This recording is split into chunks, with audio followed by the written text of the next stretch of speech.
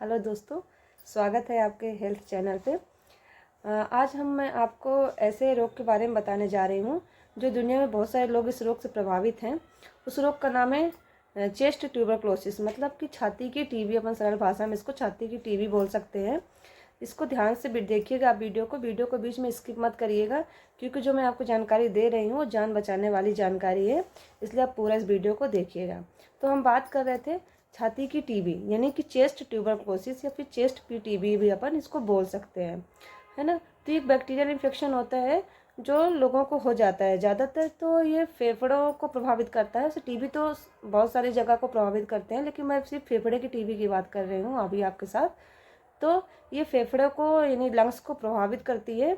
ये मतलब हवा के थ्रू फैलती है, मतलब जो हम लोग खांसते छींकते बोलते हैं इसको मतलब एक प्रकार से डॉपलर इन्फेक्शन भी कह सकते हैं।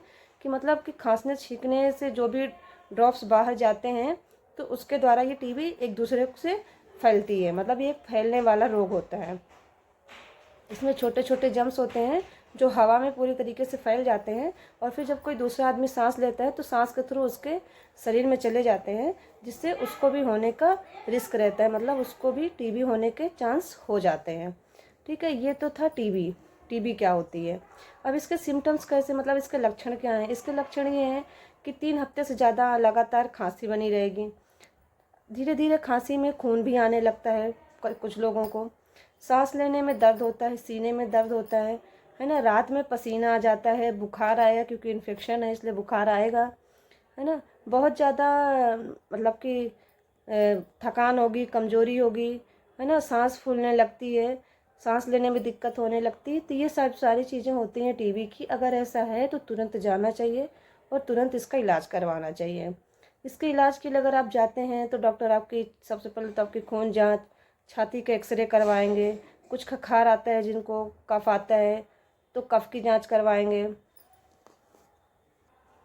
खखार की जांच करवाएंगे, खून की जांच करवाएंगे, छाती के एक्सरे करवाएंगे। तो ये सारी चीज़ें आप डॉक्टर के पास जाएंगे तो डॉक्टर आपकी जांचें करवाएंगे। अगर उसमें आपको टीबी आते हैं, छाले आते हैं फेफड़े में, या पानी भरा होता है फेफड़े में, भी टीबी होने के बहुत सारे लक्षण होते हैं, मतलब दिखाई देता है। कुछ लोगों के फेफड़े में पानी भर जाता है, कुछ लोग के फेफड़े में छाले पड़ जाते हैं, है ना।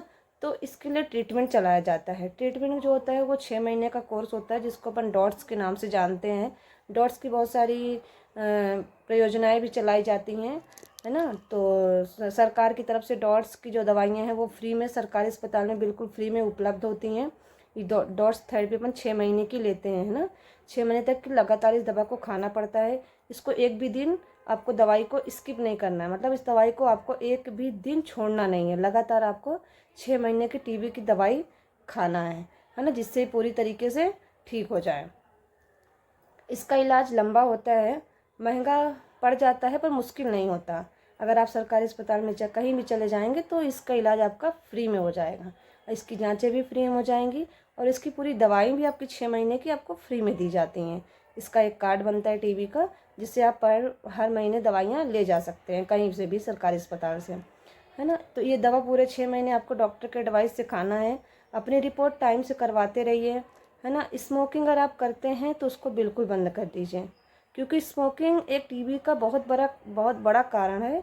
कि जो लोग स्मोकिंग, सिगरेट और बीड़ी और ये सब चीज़ें, धूमपान जो भी करते हैं, उस वजह से भी फेफड़े की टीबी लोगों को हो जाती है ना। या फिर कुछ लोग ऐसे भी होते हैं कि मतलब अच्छी डाइट नहीं लेते हैं, खाना अच्छा नहीं रखते हैं। तो अपने न्यूट्रिशन पे भी ध्यान देना है, अपने खाने पे ध्यान देना है ना। घर से अगर आप निकल रहे हैं तो प्रॉपर मतलब मास्क और मतलब मास्क वगैरह पहन के निकलना चाहिए, क्योंकि बाहर भी पोल्यूशन बहुत ज़्यादा है ना। टीबी से बचाव के लिए अपन क्या कर सकते हैं वो आपको हम बता रहे हैं। टीबी से बचाव के लिए पहले तो आप अगर टीबी का पेशेंट है तो उसको मास्क लगा के रखिए। अगर आप उसके पास जा भी रहे हैं तो आप खुद मास्क लगा के जाइए, है ना। क्योंकि ये मैंने पहले बताया कि ये फैलने वाला रोग है। ये खांसने से भी फैलता है, ड्रॉपलर इन्फेक्शन होता है। अपने आसपास जहाँ भी आप रहते हैं वहाँ की एरिया को आप क्लीन रखें। मतलब पूरा सनलाइट हो वहाँ पे, मतलब सूर्य का प्रकाश हो, कोई ऐसा अंधेरा कमरा ना हो, है ना। तो सनलाइट हो वहाँ पे। रूम के लिए रूम ऐसा हो, आपका कमरा ऐसा जहाँ से हवा आस पास मतलब इस पार से उस पार आर पार हो सके, है ना, प्रॉपर फ्लो होना चाहिए हवा का, है ना।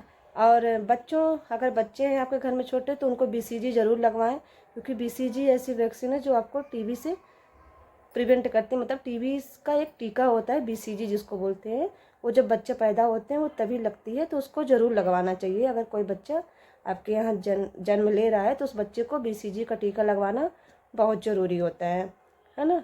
तो ये थे टीबी से बचाव के लिए आप क्या क्या कर सकते हैं।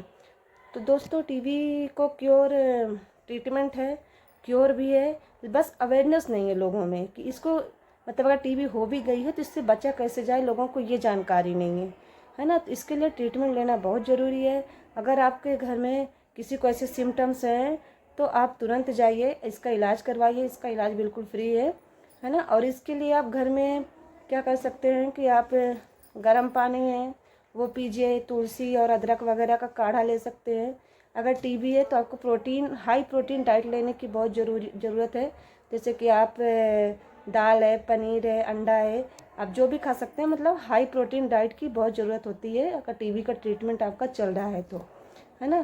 तो अगर आपको मेरी वीडियो पसंद आई हो, मैंने टीबी के बारे में जो मुझे जानकारी थी मैंने आप लोग के साथ शेयर की, है ना।